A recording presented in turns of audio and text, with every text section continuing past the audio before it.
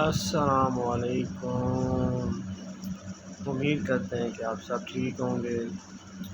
आज मैं 10th class की मैथ स्टार्ट कर रहा हूँ और इंशाअल्लाह स्टेप बाय स्टेप आपको समझाएंगे और हर एक्सरसाइज का हर क्वेश्चन आपको करके समझाएंगे ताकि आपको अच्छी तरह समझ आ जाए। तो सबसे पहले हम क्या करते हैं, हम स्टार्ट लेते हैं क्वाड्रेटिक इक्वेशन, जो कि चैप्टर नंबर 1 का इंट्रोडक्शन है।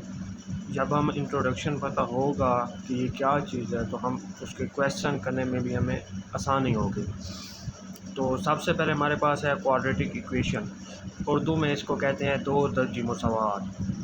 दो दर्जी मुसावात, दो को आपने माइंड में रखना कि दो दर्जी मुसावात। इसकी डेफिनेशन देते हैं, an equation which contain the square of unknown variable quantity but no higher power is called a quadratic equation.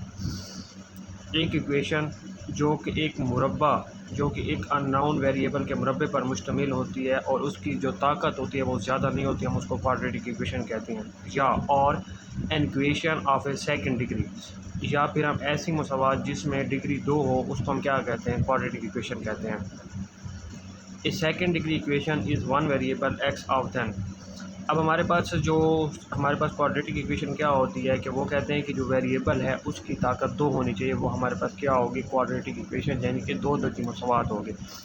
अब क्वाड्रेटिक इक्वेशन की जनरल फॉर्म हमारे पास क्या होती है, a x square plus b x plus c is equal to 0। अब देखें ना, ये देखें वेरिएबल हमारे पास क्या होते हैं, एक्स हमारे पास वेरिएबल है। अब इसकी पावर क्या है, इसकी पावर 2 है।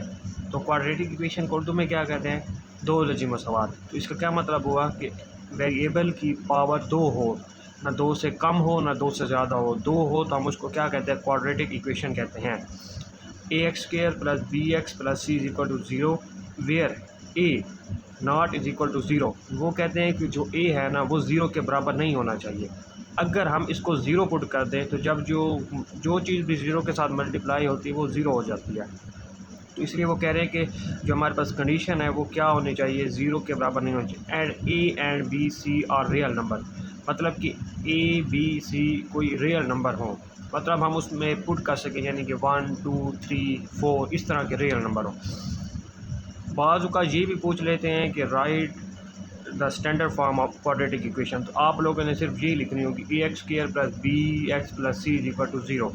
आपने सिर्फ ये लिखेंगे तो आपको 2 नंबर मिल जाएंगे। अक्सर ये शॉर्ट क्वेश्चन में पूछा जाता है कि क्वाड्रेटिक इक्वेशन की स्टैंडर्ड फॉर्म की, या तो डेफिनेशन पूछ लेते हैं। अगर डेफिनेशन पूछे तो आपने ये डेफिनेशन लिखनी है, उसके बाद आपने नीचे ये लाजमी लिखना है। अगर आप ये नहीं लिखेंगे तो आपका 1 नंबर कट जाएगा।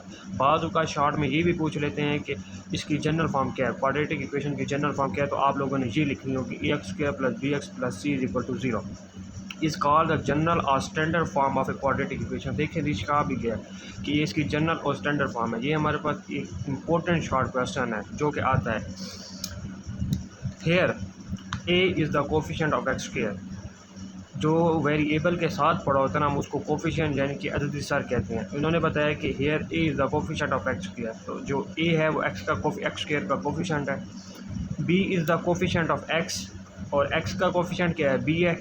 And c is the constant, मतलब जिसके साथ वेरिएबल नहीं पड़ा हो तो हम उसको क्या कहते हैं, कांस्टेंट है। इसकी कोई भी वैल्यू हो सकती है, 2 3 4 कोई भी हो सकती है, तो ये कांस्टेंट है।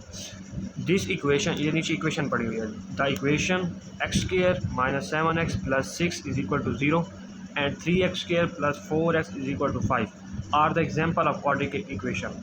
अब देखो उन्होंने कहा कि ये एग्जाम्पल है, तो कैसे, ये देखें सबसे पहले जो हमारे पास वेरिएबल है उसकी पावर 2 है। हमारे पास हो गया क्वाड्रेटिक इक्वेशन की, जो हमारे पास होता है कि दो दर्जी मुसावात हो, तो ये 2 इसका पावर 2 है। उसके बाद इज इक्वल टू क्या होना चाहिए, 0, तो ये 0 है। एक्स भी है कांस्टेंट पे, तो ये क्वाड्रेटिक इक्वेशन है। अब ये देखें 3x स्क्वायर, अब इसमें हमारे पास क्या है, पावर 2 है, ठीक है। अब जब 5 को इधर ले आएंगे तो हमारे पास क्या बन जाएगा, तो इधर 0 हो जाएगा, तो ये क्या हमारे पास क्वाड्रेटिक इक्वेशन आ जाएगी। उसके बाद ये देखें, ये लिखा इधर स्टैंडर्ड फॉर्म, ये हमारे पास स्टैंडर्ड फॉर्म है, but 3x square plus 4x is equal to 5 is not a standard form. वो स्टैंडर्ड फॉर्म नहीं है क्योंकि वो 0 के बराबर नहीं है। जब उधर ले जाएंगे तो फिर ये स्टैंडर्ड फॉर्म बन जाएगी।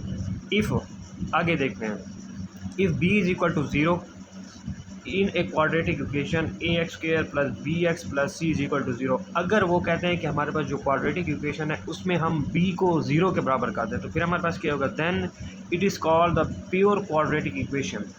बाज़ का ये भी पूछ लेते हैं कि प्योर क्वाड्रेटिक इक्वेशन क्या होती है, तो आपने क्या बताना है कि क्वाड्रेटिक इक्वेशन में अगर हम b को ज़ीरो कर दें तो हमारे पास क्या हो जाएगा, प्योर क्वाड्रेटिक इक्वेशन।